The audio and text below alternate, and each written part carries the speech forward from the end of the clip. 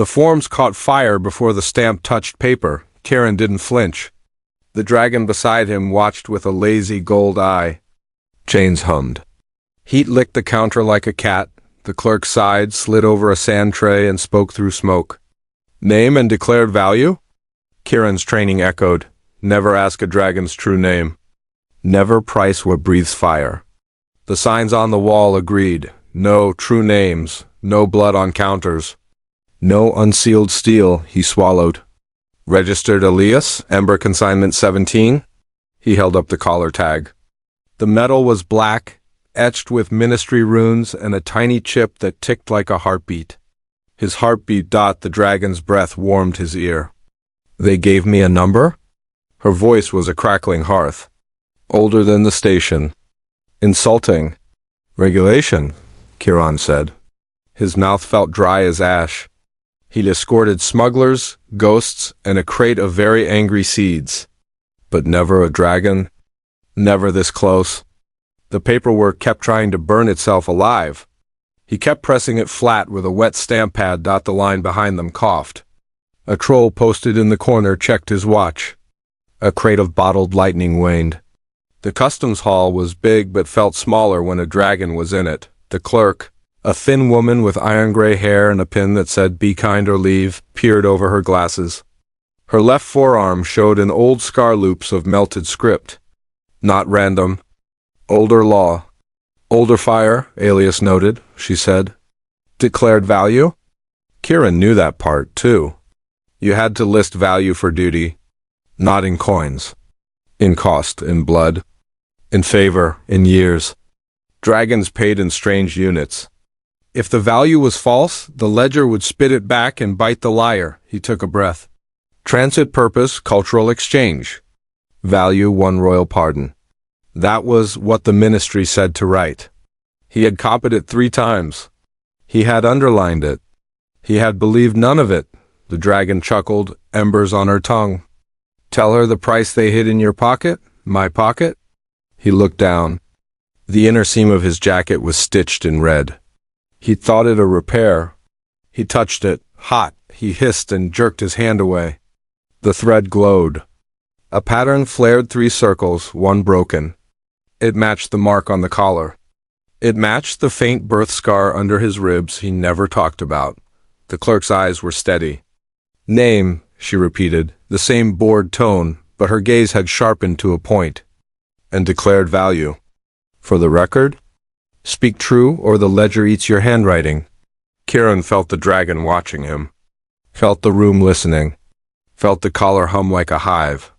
Ember Consignment 17, he said again, and hated the shake in his voice. Declared value, the dragon lifted her head. 1 human life? She said. The hall went quiet. Even the bottled lightning held its breath. Kieran turned. What? The dragon tilted her jaw toward his chest. The directorate bound you as my duty. Your pulse soldered to my tag. Your years pledged as tax. They put your life in the seam so you wouldn't notice while you wore it.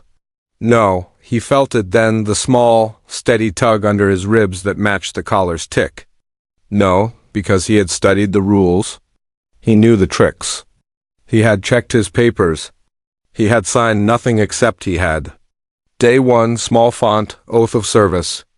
A drop of blood on copper. A laugh from the trainer about ink that bites. He looked at the clerk. Is that a thing? The clerk rolled the sand tray in lazy circles.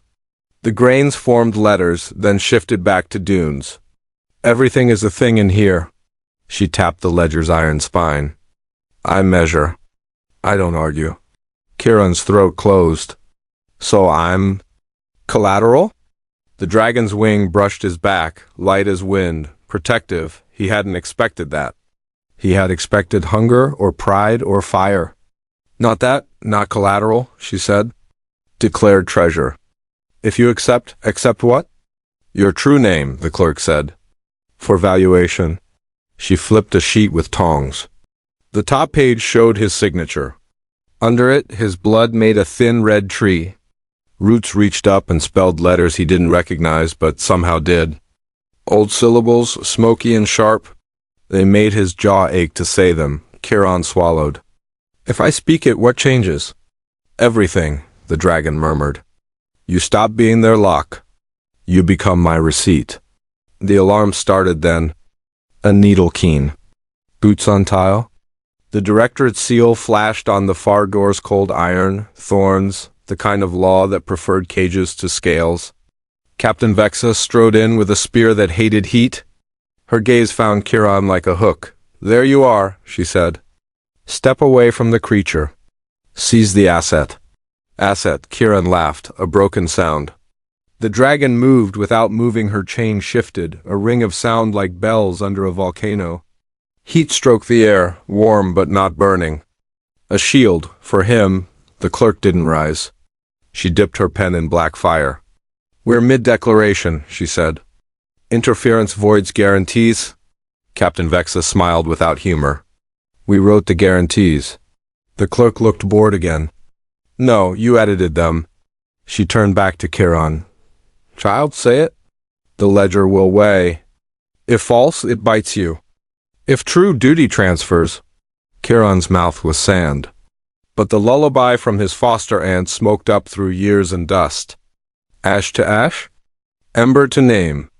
Don't say it loud where chimneys can hear, he whispered the first syllable. The grain in the tray jumped. He whispered the second. The stamp pad hissed and went still. He whispered the third.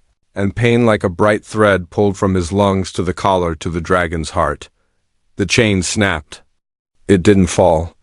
It curled into script around them both. Captain Vexa thrust the spear. Heat met iron. The air screamed. Sparks like stars. The dragon's body shielded him, but he felt the hit in his bones. The clerk wrote in the ledger without looking up. Name recorded.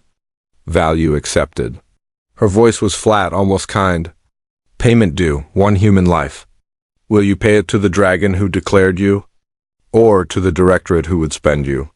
Kieran stared at the spear, at the dragon, at the seam in his jacket that still smoked. He felt very young. He felt very old. Past and deal and paper all at once. The floor under the counter rippled. A circle opened, not a pit, but a gate shaped like a coin. Heat rose, wind smelled like rain on stone and scales in the sun. Home, whispered something he didn't know he had. Kieran, the dragon said. Not a title. Not a number. His name, all of it, soft and whole. Choose. Boots hammered closer. The spear point trembled an inch from his throat. He drew breath that tasted of ash and ink. I want the rest of this tale? Tap follow so you don't miss part 2.